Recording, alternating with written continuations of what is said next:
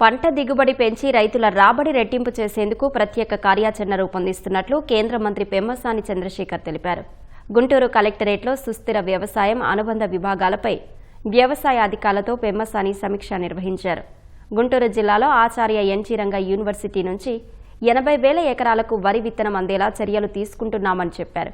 పురుగు మందుల వాడకం తగ్గించేలా అవగాహన కల్పిస్తున్నామన్నారు. యంత్ర పరికరాలు అందుబాటులోకి తెచ్చి రైతుల్ని ప్రోత్సహించేందుకు చర్యలు తీసుకుంటున్నామని పెమ్మసాని తెలిపారు.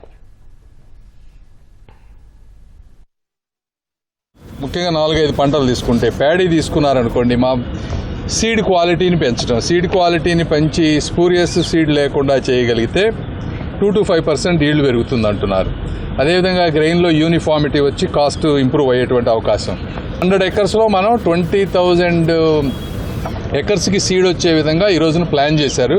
అయితే ఇక్కడ 160,000 ఎకరాల్లో వరి సాగు చేస్తారు కాబట్టి అట్లీస్ట్ 50% అంటే 80,000 ఎకరాలకి ఎన్జీ రంగా యూనివర్సిటీ ద్వారా సీడు తయారు చేసి ఇచ్చే విధంగా టార్గెట్ చేస్తానన్నారు.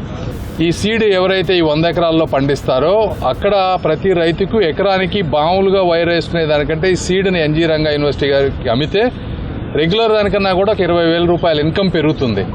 కాబట్టి అందులో నష్టపోయేటువంటిది లేదు. 100% గ్యారంటీగా కొంటారు, వాళ్ళ దగ్గర డబ్బులు కూడా ఉన్నాయి. కాబట్టి ఫార్మర్స్ని కొంచెం ముందుకొచ్చి, అంటే మాకు దాదాపుగా 400 ఎకరాలు కావాలి. 400 ఎకరాలు కనుక ఫార్మర్స్ ఇస్తే 80,000 ఎకరాలకి సీడ్ ఇవ్వగలుగుతారు.